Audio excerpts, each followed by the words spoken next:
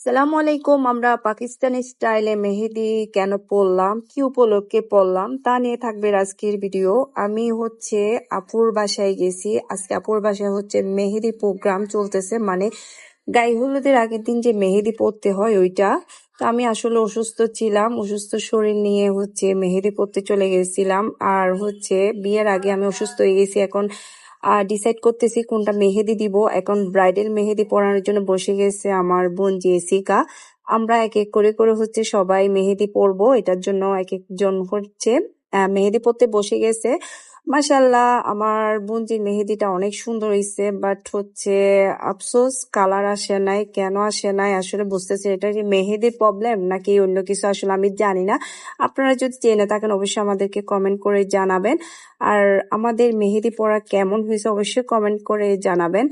আর এক এক করে আমরা মেহেদি দিছি। আমাদের মেহেদির স্টাইলটা কিন্তু অনেক সুন্দর ছিল। প্রাইস গুলো একটু বেশি হলো, মেহেদিটা ভালো ছিল, কিন্তু যদি মেহেদির রং আসতো তাহলে অনেক বেশি ভালো লাগতো আর কি। ইনশাআল্লাহ সবকিছুর ভিডিও আসবে। এখন মেহেদির ভিডিও দিছি, গায়ে হলুদের ভিডিও আসবে, বিয়ের ভিডিও আসবে। আর এখন বিরিয়ানি রান্না করা হচ্ছে, সবাই আসবে, ওটার জন্য আমরা সবাই বিরিয়ানি খাবো আজকে।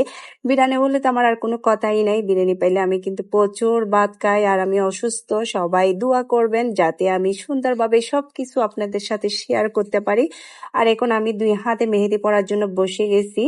আমার মেহেদির ডিজাইনটা আমি দেখাই দিয়েছি। আমার মেহেদির ডিজাইনটা কেমন হয়েছে অবশ্যই কমেন্ট করে জানাবেন। আর আসলে আফসোস তেমন রং আসে নাই, এটাই আমার আফসোস। কিন্তু মেহেদিগুলা এমনিতে অনেক ভালো লাগছে। কোন পেজ থেকে মেহেদি নিয়েছি এটা যদি জানতে চান অবশ্যই আমাকে কমেন্ট করে জানাবেন।